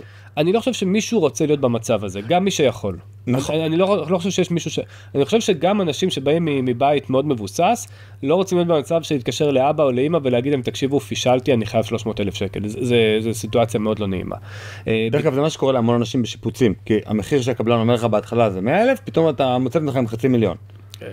ואתה חייב, שאתה מגיע לשיפוצים, לבוא ולדעת שבדרך כלל זה עולה פי 3, פי 2, במשפחות הכי טובות זה עולה פי 2. בדרך כלל מוסיפים 20%, פי 3, פי 2 זה... לא, כי גם החלומות שלך, רגע, אני כבר עושה פה, אז בוא נחליף גם את החשמל בכל הבית, אני עושה פה, אז בוא נעשה גם את האינסטלציה, מוצאים תקלות כל הזמן הקבלנים. נכון, טוב, האמת שפרק על שיפוצים זה בפני עצמו, זה משהו שהוא באמת... אז לא נסית, אתה מדבר על קרן ביטחון, אני כמובן איתך. אני שיפצתי שני משרדים, סליחה, 2 דירות ו2 משרדים עד היום, אז כאילו זה משרדים, זה באמת, זה נושא בפני עצמו שיפוצים, אבל, וזה מאוד רווחי גם דרך אגב, אם אתה עושה את זה כמו שצריך, שיפוצים של השבחה של נכסים, אבל כשמדברים על השקעה בשוק ההון, תראה, בנדלן, בעסקים, בנדלן, בדייטינג, בן אדם צריך לעשות טעויות בשביל להצליח, בהכרח. בהשקעה פסיבית בשוק ההון, אם אתה רוצה באמת ליהנות משני כוחות העל, מקודם דיברתי על כוח העל של דחיית מס, דיברנו על זה בקטנה, לא ממש נכנסנו לעומק, אבל אם אתה באמת רוצה ליהנות מכוחות העל האלו, וזה באמת כוח העל, כי אין לך את זה בשום מקום אחר, ריבית דריבית ודחיית מס, אתה צריך לפחות שתהיה לך את המודעות למהי התנודתיות של השוק, שאתה תבין מהי סיבולת התנודתיות האישית שלך, ושתהיה לך קרן ביטחון שתאפשר לך לסבול את הזמנים המאוד מאוד תנודתיים האלה. דרך אגב, אני לא יודע מתי הפרק הזה ישודר, אבל הימים האלו ממש, שאנחנו מקליטים את הפרק הזה, ימים מאוד מאוד תנודתיים. היה יום אחד של מינוס 4 או 5% לפני כמה ימים. סיפרו לי על זה דרך אגב, העוקבים שלי באינסטגרם, אני אפילו לא ידעתי את זה בעצמי. זה היה יום כזה שאנשים שהתחילו להשקיע, העלו צילומי מסך, הפסדתי היום 16,000 שקל, אבל הם לא באמת הפסידו. אוקיי, אז בואו באמת נסביר מה זה הקרנות המחלקות מדד, ומה הן עושות, ומה צריך להיות לנו בראש כשאנחנו משקיעים בהם. דיברת על איזה מין שני כוחות על, אבל כאילו, מה אנחנו צריכים לעשות כדי ליהנות מהכוחות האלה של ריבית ודחיית אירועי מס, ומה זה הקרנות מחלקות מדד, כאילו, במה אני בעצם משקיע? אנשים קצת רוצים להבין במה הם משקיעים. נכון, אמרנו שכל אחד כמעט בבורסה, הוא או מעל הקוף או מתחת לקוף לסירוגין, זאת אומרת, זה לא שאותם אנשים כל הזמן מעל הקוף, ואנחנו, יש לנו פתרון שהוא פתרון אחר, שלא מסתמך על אנשים, אלא מסתמך פשוט על חשבון פשוט נקרא לזה. כן, יש השקעה במדדי מניות רחבים באופן כללי, אף אחד לא ישווק לך את זה, ועכשיו זה נהיה טרנדי, זו גם שאלה דרך אגב ששואלים אותי הרבה, מה, אז רגע, אז עכשיו זה השקעה בטרנדים, גם על זה יש תשובה, תזכירי את השאלה הזאת עוד מעט אם אני אפספס אותה, אבל צריך להבין מה זה מדד בכלל, כי להשקיע במניה בודדת, אנשים משקיעים כי הם חושבים שהחברה הזאת באמת תניב רווחים רבים לבעלים שלה. מי זה הבעלים שלה? מי שמחזיק במניה הזו. אנחנו רואים כל הזמן יש כל שנה כשנגמר על מה לדווח בחדשות, אז מדווחים על רווחי הבנקים, כמה שהם עשו רווחים חזיריים השנה, בזמן שאנחנו, האנשים הפשוטים, קוראים תחת הנטל. כל אחד ואחת יכולים להיות הבעלים של הבנקים האלה, מחר בבוקר. יכולים לקנות את המניות שלהם. דיברנו קודם על מניות הבנקים. אפשר לקנות את המניות של הבנקים האלו, ממש בעוד רגע. ולהיות שותפים בחגיגה. כן, ממש לקבל את הרווחים, אתם ממש מקבלים דיבידנד, כאילו, עכשיו... דיבידנד זה כמו שיש פיצריה, ובסוף היום יש לה קופה, ובקופה צריך לשלם לעובדים, לעובדים, וזה, נשאר כזה בקופה. נכון. אז חלק הולך לבעל הבית, וחלק מבעלי הבית, זה אתם, בעלי מניות. בדיוק. זה מניה. נכון, עכשיו אתם יכולים להיות מחר הבעלים של אותם חברות, דרך אגב, אתם משלמים לחברות האלו כל הזמן, אני ממש פה, כאן, סביבנו, אני רואה מותגים כאילו של חברות שאנחנו משלמים. הנה, יש לי מחשב אינווידיה. הנה, מחשב אינווידיה, המסך עצמו, לא יודע, דל אולי, לא יודע. סמסונג, היא ספציפית לא נסחרת ב-S&P 500, אבל לא משנה. כאילו יש... המחשב של דל, המעבד של אינטל. בדיוק, אנחנו מוקפים בזה, כל הזמן, גייצת היום איזשהו, גייצת השבוע אשראי, שילמת לחברת אשראי. הבנק שלך נהנה, אנחנו מוקפים בזה, אנחנו משלמים לחברות האלה כל הזמן. עכשיו, אנחנו יכולים להתלונן על זה, ואנחנו יכולים להיות הבעלים של החברות האלו. עכשיו, כמו שאמרת מקודם, יש לי לוח סילוקין במשכנתא, אני פותח את החודש, שאני יודע בוודאות מלאה שאני צריך לשלם את הסכומים האלו. אנשים חיים את כל החיים שלהם ככה, והם לא לשנייה עוצרים ואומרים, רגע, אולי, באנגלית, באמריקה אומרים, pay yourself first. זאת אומרת, אולי אני אוסיף לחשבונות האלה עוד תשלום אחד, שהוא לעצמי העתידי שלי. אני אקנה בעלות בחברות האלה שאני כל חודש משלם להם גם ככה. זה כאילו, או נגיד את זה אחרת, אתה יכול לקבל את התועלת, את הרווח שנותנים לסמסונג אלפי בוגרי MIT. זה מדהים. אנשים הכי מבריקים בעולם, ישמו את האוניברסיטאות הכי טובות, יביאו את הקורות חיים שלהם לאפל, יביאו את הקורות חיים שלהם לכל מקומות, והשכר שהם יקבלו הוא לא מה שהם מניבים לחברה, זה פחות מזה. הם מניבים לחברה, נגיד, רווח של 1,000,000 לשנה, והם יקבלו משכורת של 800,000. נכון, בהחלט. או אפילו הרבה יותר. אם עובד לא מביא ערך כפול כמה פעמים מה שהוא מקבל, אז הוא מפוטר, אז הוא לא השקעה, הוא עצמו לא השקעה טובה. אז האנשים הכי חכמים בעולם, גם אם אתם לא תסיימו MIT, לא תסיימו אפילו אוניברסיטה, לא סיימתם תיכון, אתם יודעים שאתם יודעים לעבוד עבודת כפיים. אתם יכולים שהאנשים הכי חכמים בעולם יעבדו בשבילכם. זה מדהים. נכון, זה כאילו נשמע איזשהו קסם, אבל זה משהו שהוא קיים כבר... מהמאה ה-16, מתי? כן, משהו, תראה, במאה ה-16 זה היה תחיית הבורסאות, בורסת אמסטרדם ולונדון התחילו בשלב נורא נורא מוקדם, אבל עוד הרבה לפני, זאת אומרת, אז התחילו רק הבורסאות, המסחר בניירות ערך, מה זה בעלות על עסקים? זה הרבה לפני אלפי שנים, בעלות על קרקע. תחשוב שאתה בכל חודש, מקודם סיפרת שקנית דירה, אני לא יודע, אולי זה הדירה הזאת, אבל תחשוב שעכשיו מהנדס באיזושהי חברה, שאנחנו לכאורה אומרים, הוא מהנדס באפל, הוא בטח עושה מלא כסף. הוא כל החודש, אם הוא לא חוסך ומשקיע בעצמו, ומתבסס רק על המניות של אפל שהוא מקבל, תחשוב שהוא כל החודש, מהמשכורת שלו חולק עם כל התאגידים הגדולים, זה חלוקה אחת. חלוקה שנייה, הוא חולק במשכורת שלו עם בעל הבית. בעל הבית שהוא גר בו, נכון? הוא נניח הוא מזכיר דירה. סליחה, שוכר דירה, כן. אז זה רק דוגמה קטנה שמשקפת לך את איך העולם עובד. בסופו של דבר, אלפי שנים, לא עשרות, לא מאות, אלפי שנים, מי שבאמת מרוויח כסף בעולם הזה, בעלי הון, בעלי קרקע. וזה נשמע עכשיו כמו זה מניפסט מרקסיסטי. זה אולי קצת כן זה פשוט במקום, אני אומר, במקום להילחם בזה, תהיה בדיוק זה. כאילו כל אדם צריך לחשוב איך הוא הופך כל חודש כסף להון. קרקע זה הון, בעלות החברות זה הון. זהו, אבל קרקע, או נגיד אם יש לך דירה להשקעה, היא דורשת גם התעסקות. עכשיו צריך, היא עכשיו לא פנויה, עכשיו החוזה נגמר ב-X, צריך לגבות את הכסף, לוודא ששומרים על הערך של הדירה. בעיות משפטיות, רף כניסה גבוה, יש המון בעיות. נכון, אני מלמד הרבה פעמים, שוב, עד לפני שבועיים הייתי מורה, התפטרתי כי רציתי לקחת את מה שאני עושה פה ברצינות יתרה, ואני מעדיף לדבר בפני עשרות אלפי אנשים ולא בפני עשרות אנשים, שחלקם לא מקשיבים ומפריעים, אבל בשיעורים של השכלה פיננסית, אני אומר לך, העיניים של האנשים, של הילדים האלה, זה כמו זרקורים. והם אומרים נדל"ן, נדל"ן, ככה מלמדים אותם כל הזמן, רק נדל"ן. כי כל הזמן מדברים על זה, בארוחת שישי, בליל סדר, תמיד מדברים על והבעיה היא שבאמת הרף הוא, נגיד בישראל היום, שוב, אם אתה רוצה נכס שקרוב אליך יחסית, כדי שתוכל לטפל בו ולדאוג לו ולהראות את הדירה, נגיד אם אתה קונה נכס בדימונה, איך תראה את הדירה? איך תוודא את המצב שלה? איך בכלל תהיה קשוב למה קורה? אז נגיד זה 250,000 לפחות הון עצמי, בשביל דירה במרכז איפשהו, במרחק נסיעה שאתה יכול לדאוג לה, ובשוק ההון 1,000-2,000 שקל. אתה יכול לדאוג... אפשר 50 שקלים. נכון, אבל אני אומר לתיכוניסטים, בואו תחסכו את 1,000 הראשונים, ואז תיכנסו, אומרים לי, החשבונות של תיכוניסטים לא פתוחים, אי אפשר לפתוח אותם בשוק ההון, אם אתה עושה דרך הבנק. כן. אז אמרתי, טוב, אז תעשו הסדר עם אבא, הוא פותח, הוא נותן חשבון חדש על שמו, והוא נותן לכם את הסיסמה שאתם יכולים לעשות גם פעולות באישור שלו, בסוף, אחרי כמה שנים, תיקחו על זה בעלות, אתם יודעים שזה הכסף שלכם, זה מופרד לגמרי מהכסף של אבא, יש לכם סיסמה, אתם יכולים לקנות, למכור, כמובן לא למכור, אנחנו נסביר עוד רגע למה לא מוכרים, אבל הנה תתחילו כבר עכשיו בגיל 16, וחלקם עשו את זה, ודבר הזה שוב, הוא חוקי לחלוטין, מותר לכל אבא לפתוח עוד חשבון לעצמו ולתת סיסמה, אין בעיה לתת סיסמאות לילדים.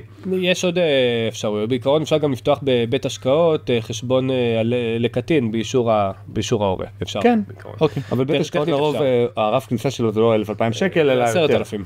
זהו, אבל ילד שבאמת רוצה להתחיל, העמלות של הבנקים מאוד גבוהות, אבל שווה להתחיל, כדי להשתפשף, לעשות את הטעויות הראשונות בסכומים נמוכים. שווה להתחיל בבנק, ואז להעביר את התיק, אפשר להעביר אותו as is, בלי אירוע מס. בלי אירוע מס, נכון. אבל נראה לי שהיינו באמצע בעלות על קרקע, בעלות על נדל"ן, בוא נמשיך משם. כן. אז זהו, מקודם אמרתי שלי אין הרבה כסף. אנשים אומרים אין הרבה כסף, אתה בטח עני. לא, אני כל חודש מעביר את הכסף שאני מקבל, מעביר אותו והופך אותו להון. להפוך את כסף להון, זה באמת אם אפשר שדבר אחד תיקחו מהפודקאסט הזה. להפוך כסף להון, למה? כי הון מייצר עוד כסף. ואחר כך יש לכם את הבחירה, האם ליהנות מהכסף הזה, או להפוך אותו לעוד הון. זהו, ואז השאלה היא, איזה הון? אז אפשר לקנות דירה בדימונה, דירה בגבעתיים, אפשר לקנות טויוטה, גילינו שזה גרוע, אפשר לקנות רולקסים, ואפשר להיכנס לשוק ההון, ובשוק ההון גילינו שאם מישהו אחר מנהל עבורי את הכסף, אז הדבר היחידי שבטוח זה שהוא ייקח חלק מהכסף. נכון. והוא גם, בגלל שהוא כל חודש ינסה לבוא ולהראות עבודה, הוא ימכור יקנה, אפילו בלי לבקש לך אישור, כי זה מנוהל, אז הוא יעשה המון מכירות וקניות, מה שכנראה לא יגרור יותר מדי אירועי מס, כי כאילו זה, בית השקעות יכול לעשות את זה בלי אירועי מס, אבל כן, בגלל שיש חוסר ודאות, וגם יועץ או למשקיע. תראה, אם אתה משקיע דרך איזושהי קופת גמל או משהו כזה, אז באמת לא יהיה אירועי מס, אבל אם אתה משקיע דרך תיק מנוהל, אז בהחלט יהיו אירועי מס. אבל חשוב פה להבין, אבל יהיו עמלות. צריך, נכון, ועמלות ואירועי מס. אבל צריך להבין, עכשיו זה השלב שבו אנחנו נסביר מה זה מדד. כי אני, בעצם כשאני אומר, אתה דיברת מקודם על קוף, ואני אמרתי לך, לא, זה לא קוף, זה לקנות את הכלכלה כולה. מה זה אומר? יש מדד, אוקיי, נתחיל, נעשה מן הפרט אל הכלל, מה שנקרא. אפילו מי שכרגע לא יודע מה זה מדד, כן יכול לספר לי מה זה מדד תל אביב בנקים. למה? נורא קל, מדד הבנקים שנסחרים בבורסת תל אביב. מדיסקאונט פועלים... נכון, אז אני לא חייב לבחור את הבנק שאני רוצה להשקיע בו, אני יכול לקנות את כל הבנקים במדד אחד. אבל אני לא מדבר על השקעות סקטוריאליות, אני מדבר על הכלכלה כולה. מדד תל אביב 125 למשל, עכשיו אנחנו, כשיש לנו מושג מה זה מדד, אז אנחנו מבינים שזה החברות 125, החברות המובילות בבורסת תל אביב, אנחנו מכירים אותן, כי זה חברות שאנחנו כל היום משתמשים בהן. שופרסל, סלקום, לא יודע, כל החברות בנקים, טבע, סיפרת עליה מקודם. חברות גדולות מאוד שאנחנו מכירים אותן, פה מהספירה שלנו. אבל אני לא בוחר טבע, אני לא בוחר בנק פועלים, אני בוחר את הגודל היחסי של כל אחת מהם היום. בדיוק, אתה קונה מבנה, אתה לא קונה חברה, כי אם מחר איזושהי חברה תפשל, והחברה 125 תקטן באופן משמעותי, השווי שוק שלה יקטן באופן משמעותי, היא תעוף ותיכנס במקומה החברה האחרת שהיא מוצלחת. בלי אירוע מס, בלי שפלת שיקול דעת. אני אתן רגע דוגמה פרסונלית, כי הרבה פעמים זה מה שאנשים הכי מבינים. אם אני עכשיו בא ואומר, וואלה, אני באמת סומך על אילון מאסק, אני קונה את טסלה, נגיד אני באמת יש לי איזה מידע פנים שטסלה מתומחרת נמוך, ואני רוצה להשקיע לטווח ארוך, לא לטווח קצר. בטווח הארוך, אנחנו לא יודעים, שוב, אילון מאסק הוא בן אדם אישי פרטי, יכול להיות שפתאום ייגמר לו, הסוס, פתאום יכתוב חס וחלילה, באמת, כלכלית, התקף לב, פתאום חס וחלילה הוא, לא יודע, יכול להיות שחברה, אנחנו לא יודעים מה יקרה לו. נכון, יכול להיות שחברה יורדת מגדולתה, זה יכול לא, אבל גם, אנחנו לא יודעים אם מחר הוא פתאום חוטף קורונה, ועכשיו חודשיים הוא לא בעבודה, ואז העסקים שלו קצת מפשלים, ופתאום מתחרים חדשים תופסים את מקומם. או פתאום יש עלייה במחירי הניקל מאוד בעולם, לא ניקל, ליתיום, והסוללות של טסלה פתאום עולות, וכל החברה נהרסת. לכן אני לא יודע, אפילו אם יש לי מידע פנים על תמחור נמוך, אני לא אשקיע בטסלה. ויודע מה, גם אם יש לך מידע פנים שהתמחור נמוך, תיכנס רגע לנעליים של בן אדם שמספרים לו על מניית נוקיה. לפני 15 שנה. תסתכלו על הגרף, עכשיו תפתחו, או שאני אשים באפטר אפקט, תפתחו את הגרף, מטורף. כן, מניית נוקיה, AT&T פעם הייתה כמו אפל של היום, והיום היא חברה גדולה, אבל זה לא אפל. אנחנו לא יודעים מה העתיד. אם הייתי מספר לך לפני 20 שנה שהולך להיות אתר באינטרנט, שבו כל אחד פותח פרופיל אישי, ואנחנו יכולים לעשות פוק אחד לשני, והחברה הזאת הולכת להיות אחת החברות הכי גדולות בעולם, אתה אומר מה זה השטות הזאת. יש לך בנקים, יש לך חברות רכב וזה, אתה רוצה להגיד לי אתר אינטרנט שחברים אחד של השני, זה מה פייסבוק. אי אפשר באמת לדעת מה יהיה מחר. ובגלל, וממקום מאוד שאני נמצא בו, שאני אומר, אני לא יודע מה יהיה מחר, אני יודע רק מה היה בעבר, זה לא אומר כלום לגבי העתיד, אבל אני כן יודע שהאנושות מתפתחת, טכנולוגיות משתפרות, האנושות גדלה גם, זאת אומרת, יש יותר אנשים. יש היום יותר פיות ששותים קוקה קולה שנסחרת ב-S&P 500, מאשר לפני 30 שנה. S&P 500, דרך אגב, לא אמרנו, זה 500 החברות המובילות בבורסת ניו יורק. כמו תל אביב 125, רק חברות עולמיות. דיברנו מקודם על דל, על זה, על אינטל, על החברות האלה. אוקיי, אז אנחנו קונים את המדד הזה, את הקרן מחכה מדד, גם בתוכם דרך אגב יש הרבה קרנות. נכון. ההמלצה היא לקחת את הקרן שיש לה את הדמי ניהול הכי נמוכים. כן, קרן שוב, זה רק אלגוריתם, אז אין סיבה שיש שם דמי ניהול גבוהים. אף אחד לא מקבל שיקול דעת. קרן פסיבית, הדחקה היא שבישראל הקרנות הפסיביות הן במחיר של קרנות אקטיביות. זאת אומרת, בגלל שהשוק ביטוח ופיננסים בישראל לא תחרותי ועם רגולציה מטורפת, אז אי אפשר שיכנסו מתחרים חדשים שיציעו מחירים נמוכים, ולכן נשארים הביג 5, ביג 10, חברות ביטוח, פיננסים, השקעות. זה ממש מצחיק, זה לא מצחיק, זה עצוב. מיליארדים שפשוט הולכים. נכון, יותר, מאות מיליארדים. כי בשנתיים האחרונות, פתאום להשקיע ב-S&P 500 או במדדים באופן כללי, נהיה כאילו, הציבור התפקח. זה לא טרנדית, זה צריך להבין, זה לא השקעה בטרנד. הטרנד הזה, טרנד שקיים כבר עשרות שנים, הוא לא יכול להיקרא טרנד. זה כמו שתגיד, טרנד הג'ינס. זה לא יכול להיות. גם אם הרבה אנשים קונים עכשיו ג'ינסים. S&P 500, בכלל, מדדי מניות עולמיים, ACWI, יש גם זה מדד עולמי, כאילו של כל המניות כל העולם, הם קיימים כבר עשרות שנים, והמחקר עליהם הוא כל כך מבוסס כבר. זה שבשנתיים האחרונות, פתאום בישראל, הציבור התעורר, הציבור התפקח, בעיקר בגלל מידע שמחולק בחינם באינטרנט, אז מה אומרות חברות הביטוח? אומרות, אוקיי, אז בואו להשקיע דרכנו ב-S&P 500, פוליסת חיסכון בדמי ניהול של 0.9%.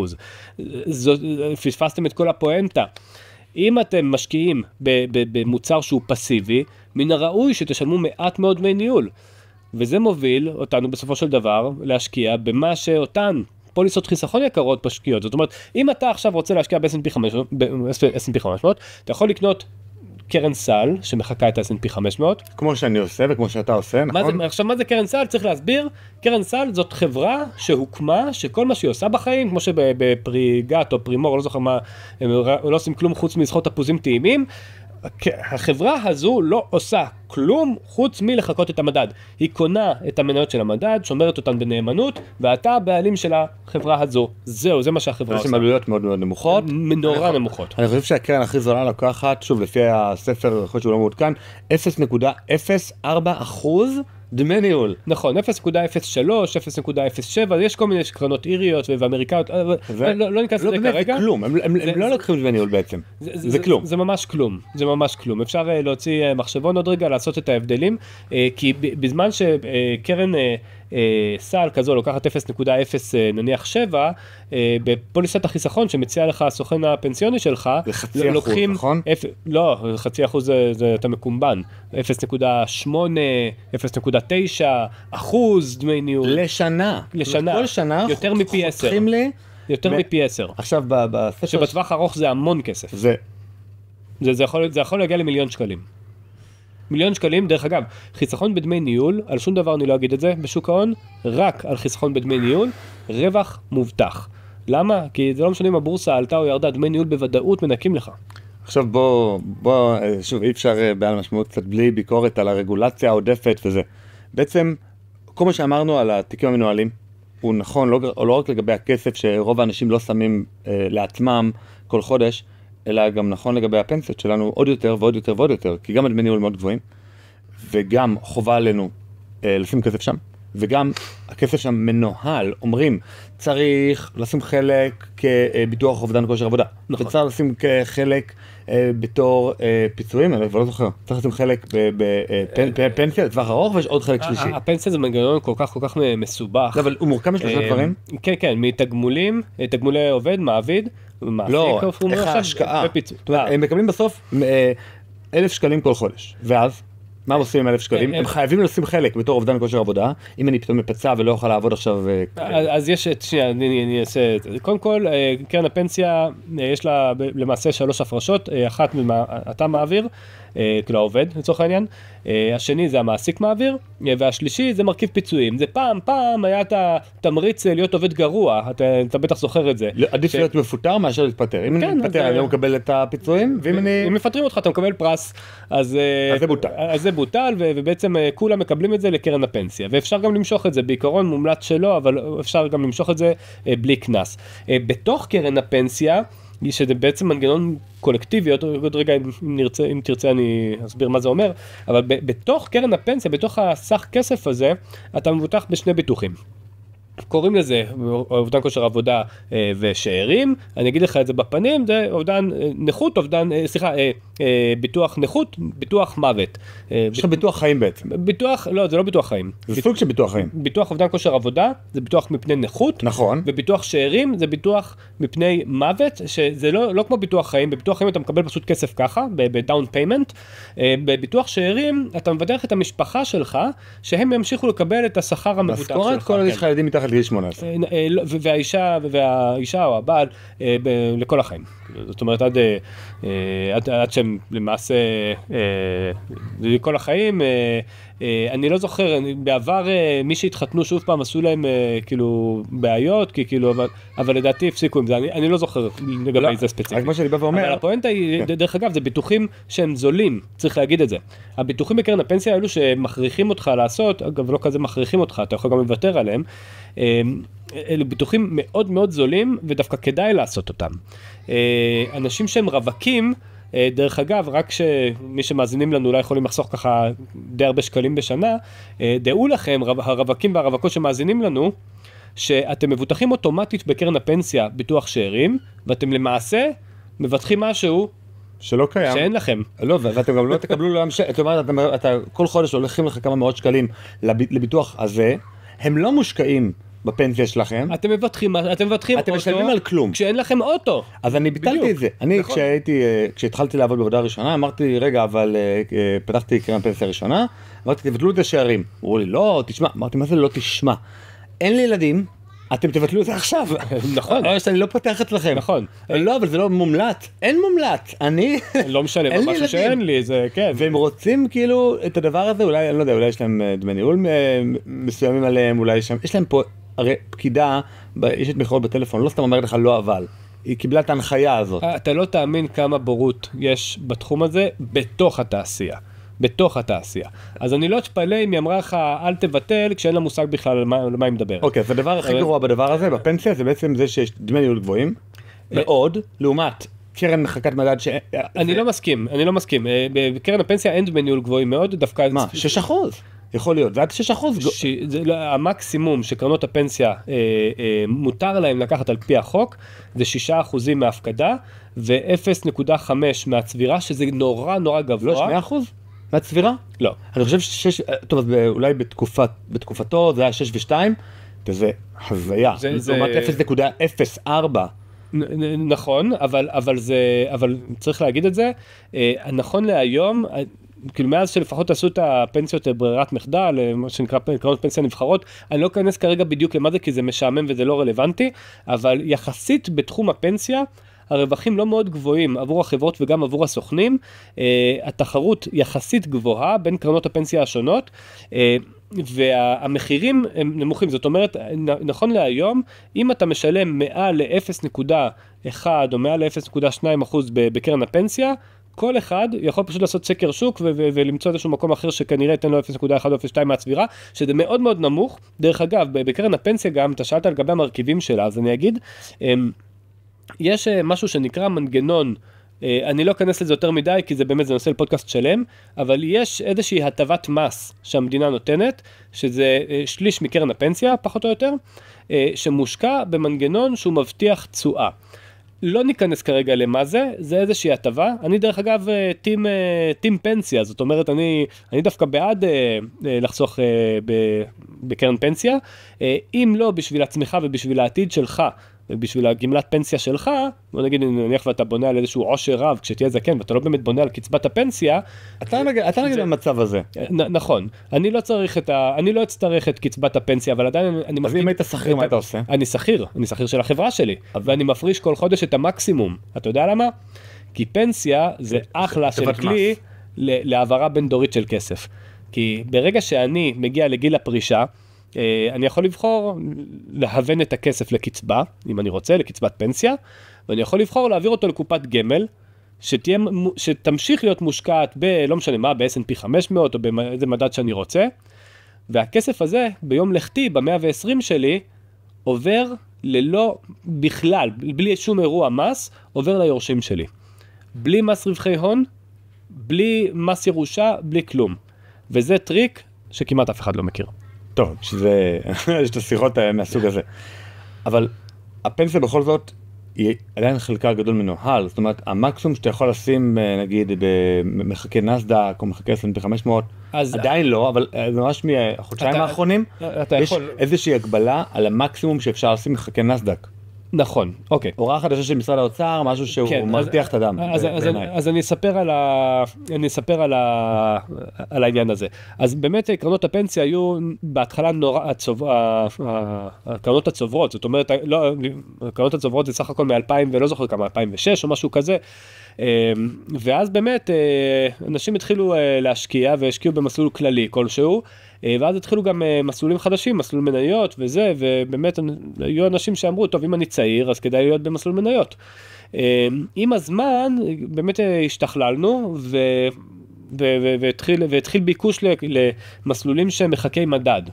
למה? כי אנשים... שוב, לא מנוהל. נכון, בדיוק. כי מסלול מניות הם מניות מנוהלים, הם לא מניות לא מנוהלים. נכון, אז באמת אני ככה, המלקתי לך עכשיו איזשהו מסלול התפתחות שנפרס על בערך 15 שנים, משהו כזה.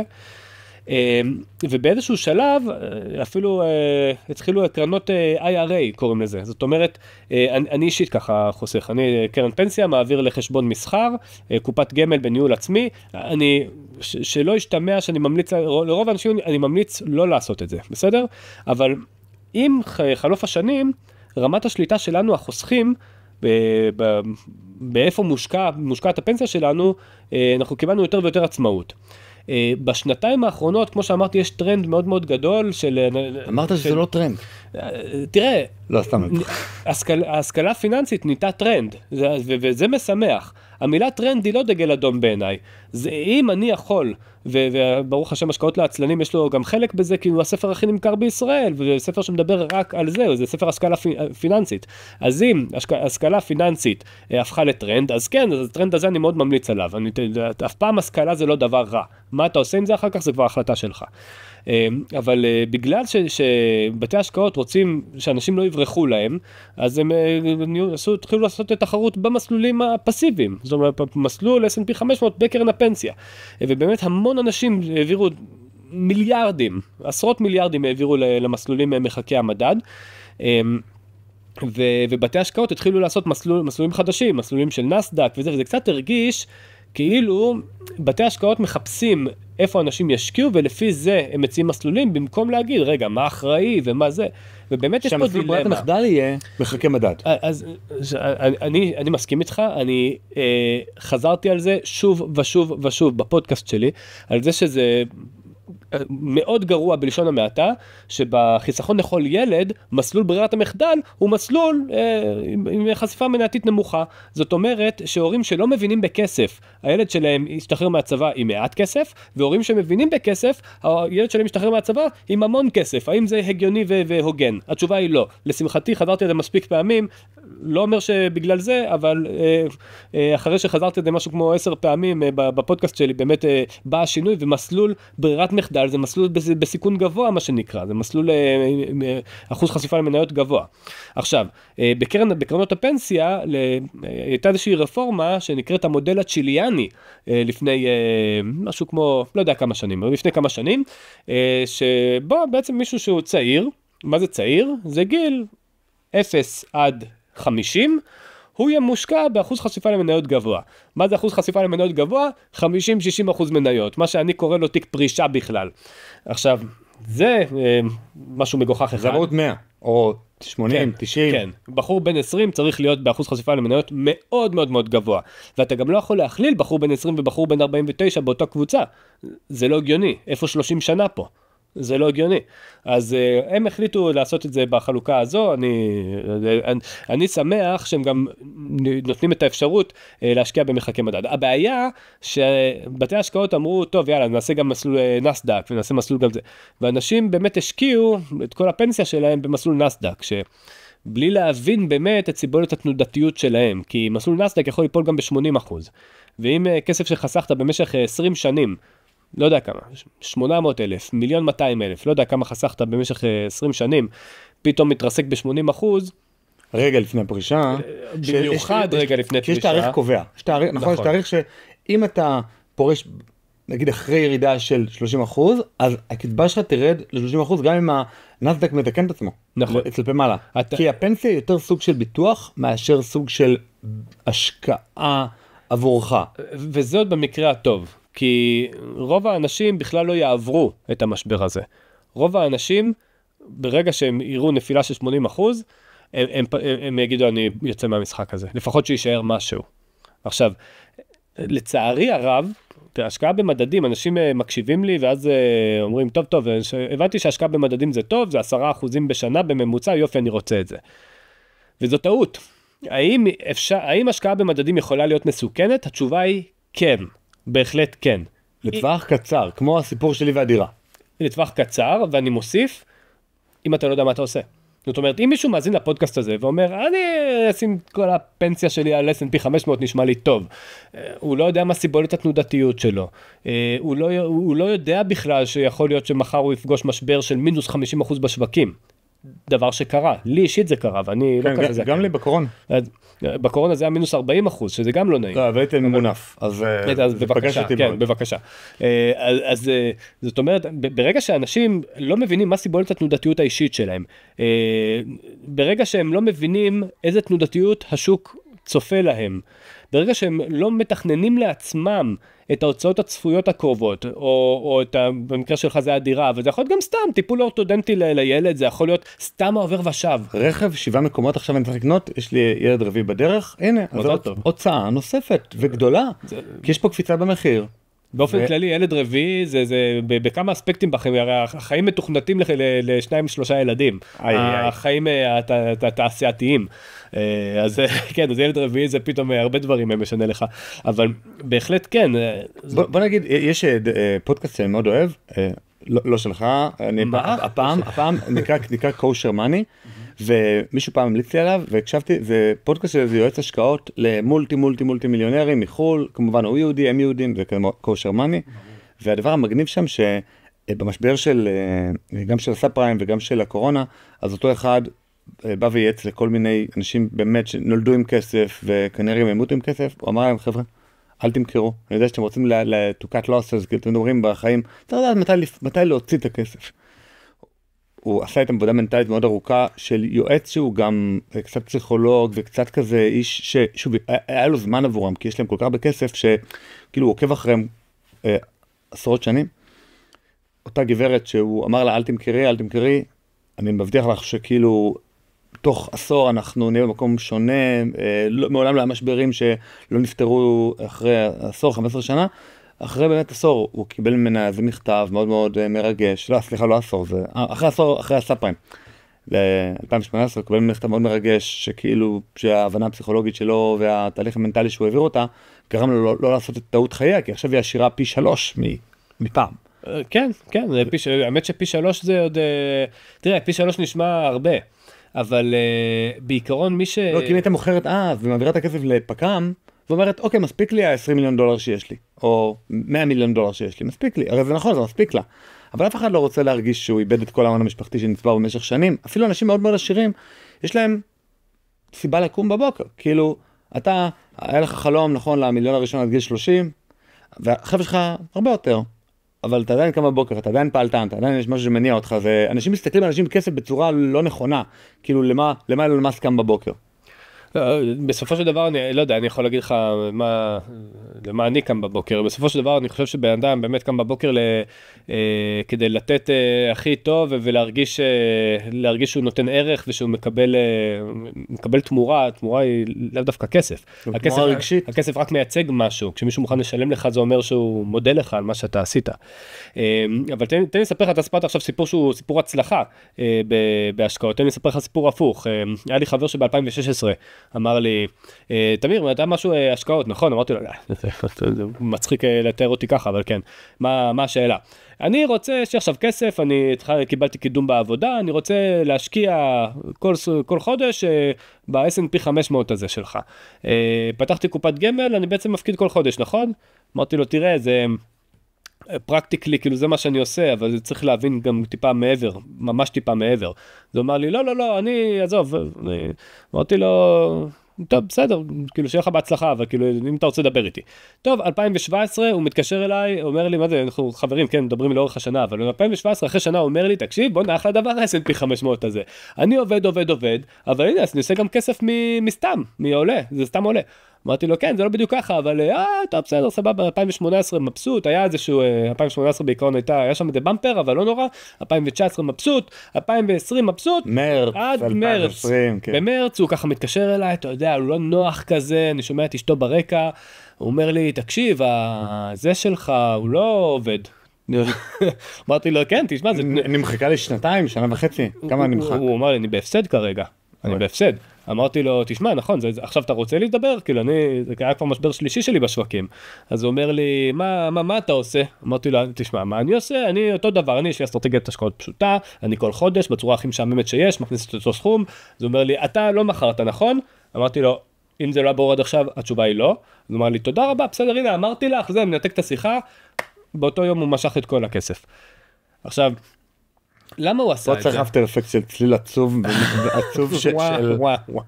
לא, ממש. למה הוא עשה את זה? למה הוא עשה את זה? הרס את עצמו. אגב, הוא לא הרס את עצמו, הוא הפסיד קצת כסף לאורך השנים. הוא הפסיד, תראה, הוא הרוויח לאורך השנים, הוא הפסיד די הרבה במשבר הקורונה, בטוטל הפסיד קצת. לא, אבל אני גם מסתכל על בן אדם הזה כמשהו הוליסטי יותר, נגיד אבא שלי בעקבות נגיד דבר כזה, שפעם אחת הוא עשה איזושהי טעות, אז הוא יותר לא נכנס. הוא לא חזר להשקיע מאז. בדיוק, זה מה שאני אומר. המחיר שהוא שילם שנייה, על זה הוא וואו.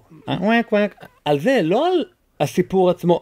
אם בן אדם כזה לא חוזר לשוק ההון. יותר מזה, כל החיים הילדים שלו ישמעו בין כותלי שבורסה זה קזינו, שאבא הפסיד את הכסף שלו בשוק ההון, זה השפעה של עשורים רבים קדימה. הנה, אז אני שמעתי סיפורים כאלה, זה בכל זאת, בוא נגיד, כמו שאמרת, השכלה זה דבר טוב, שאלה מה עושים איתה, אז למדתי ואמרתי, טוב, יאללה, אני יוצא מהטראומה המשפחתית הזאת, אני כן משקיע. זה חשוב לצאת מזה, כי שוב, הנתונים אובייקטיביים מראים שלאורך עשרות שנים זה רווח בטוח, לחלוטין, כאילו. אני לא אוהב להגיד את המילה רווח בטוח רק על דמי ניהול. עוד לא ראינו במהלך ההיסטוריה האנושית 20 שנים שבהם לא הייתה עלייה. נכון, תראה, השוק לא שייך לאמא שלי, זאת אומרת, אני יודע מה היה בעבר, אני לא יכול לדעת מה היה בעתיד, זאת אומרת, אם עד היום אנחנו מדברים על פלוס מינוס פעם ב10 שנים משבר גדול של איזה 30, 40, 50% באדום, כן, מינוס 20, 30, 40%, 50% בשווקים, ואנחנו מדברים על פעם בשנה, יש איזו טלטלה כזאת של מינוס 8, 9, 10%, פעם בשנה, אני לא יודע מה יקרה, יכול להיות שלמרות שחווינו מינוס 40% ב-2020, יכול להיות שמחר עוד פעם יהיה מינוס 40%. יכול להיות שיהיה עכשיו, כמו שהיה בשנות ה-20, שהיה 3 שנים ברצף של שנים שליליות. עכשיו כנראה, אתה יודע, אנשים יכולים לשמוע את הפודקאסט הזה ולהגיד איזה יופי, מצאנו איפה לשים את הכסף, ויכול להיות שעכשיו אנחנו עומדים, אני לא יודע, בפני 3 שנים שליליות, שגם שנה הבאה יהיה הפסדים, וגם שנה אחרי זה, וגם שנה אחרי זה. עכשיו תחשוב מנטלית כמה קשה להחזיק את הזמן הזה. נכון ששמעתי פודקאסט לפני 1.5 שנה עם תמיר דורטל, שאומר אבל קשה לי להחזיק את ההפסדים האלה לאורך זמן. הבעיה בשוק ההון, בהשקעות פסיביות, זה להתמיד, זה לא להתחיל, זה להתמיד. אז בוא נגיד ככה, לפני שאתם באים ומקבלים החלטות כאלה גורליות, תקבלו כמה שיותר השכלה, שכוללת אולי גם ספרים כמו שלך, שיש בהם גם הכנה מנטלית, אני בטוח, אינטנסיבית לגבי אותם שנים, וגם ג'ון בוגל, המדריך המשקיע המתחיל, וגם הפסיכולוגיה של הכסף, ויש עוד המון ספרים, מי שקשה לו באנגלית ורוצה את העושר של האנגלית, אז יש אודיובוקים נהדרים שאפשר להקשיב להם ועושים שכל, ואני חושב בעיקר לדבר עם אנשים שכבר עשו את זה, שכבר נחוו, עברו משבר אחד ולא מכרו, וידעו לתת לכם את התמיכה המתאימה, כי בסוף ההתמדה, זה אולי יצא זה דמי ניהול ולהיכנס בגיל מוקדם, אלה הדברים שהיינו להבין את סיבולת התנודתיות האישית שלך, לפתוח קרן ביטחון, זה נושא נורא משעמם כאילו, זה אנשים לא מתעכבים על זה, אבל זה נורא חשוב. אותו חבר שלי שמחר בפאניקה, אם הייתה לו קרן ביטחון, והוא ידע שלא משנה מה, גם מפטרים אותו ואת אשתו מהעבודה, חצי שנה הקרובה מובטחת, לא ולילדים, אולי היה מוכר בפאניקה. כן, אבל אולי גם באמת, שוב, בדרך כלל רק אחד מבני הזוג הוא על זה, לא רוב זה גם הגברים צריך להגיד, אבל בן זוג השני, דבר ראשון, מי שעל זה, לא צריך לעקוב אחרי זה, כל הזמן, כאילו להיכנס לבורסה כל יום ולבדוק. עדיף שלא. בדיוק, עדיף שלא, וגם עדיף שהשני לא יעשה זה, לא יגיד לו, הבורסה ירדה ב-20%, ב-10%, בזה, מה עושים? הפסד החודש 200,000 שקל. להפסיד החודש 200,000 שקל, זה יותר גרוע מכל טיפול אורתודונטי שיש לשיניים של הילדים. זה דבר מאוד דרמטי, אבל לא הפסדת, כאילו מימשת. צריך להבין שרק במחירה הסופית, כשאתה מוציא את הכסף מהחשבון, מעביר אותו לחשבון בנק, רק אז בוצע הפסד. מחירה פנימית בתוך התיק היא לא מומלצת, כי היא לרוב אירוע מס, ואל תעשו אותה. ובאופן כללי גם שיהיה לכם איזה חבר טלפוני כמו קושר מאני, כמו חבר שמבין מאוד בהשקעות. אני נכנסתי בעקבות חבר אמריקאי בפנסיה שגר פה בשכונה, והיה מאוד מאוד נבון, ויש לו המון מה לתרום לעולם בהמון תחומים, וגם בתחום הזה. הוא היה החבר הטלפוני שלי בזמנים קשים, ואני חושב שזה מאוד חשוב. כל אחד שימצא את הבן אדם הזה, תשתדלו שזה יהיה מישהו עם האופי המתאים. ואם אין לכם תבואו לקבוצת פייסבוק. זהו, אז יש לך קורס שנקרא יד ביד בג'ונגל, נכון? יד ביד בג'ונגל פיננסי, אבל דיברתי על קבוצת פייסבוק, היא חינמית, כאילו זה... אוקיי, אז יש גם את זה, האתר ההשקעות לעצלנים מאוד מאיר עיניים, וטוב, בשלב הזה נודה לך, ואולי ניפגש כשהאנשים יכתבו תגובות, ויגידו תביאו אותו פעם נוספת, ואולי יש לנו שאלות אחרות, או לשאול את השאלות אותך, יש לך גם בקורס אפשרות לשאול שאלות ולדבר, ויש וובינר כל שבוע ביום שלישי. בקיצור, יש הרבה מה לחפש באתר של תמיר מנדובסקי. בשלב הזה אנחנו נגיד גם תודה לתמיר מנדובסקי, השקעות לעצלנים. תודה תמיר.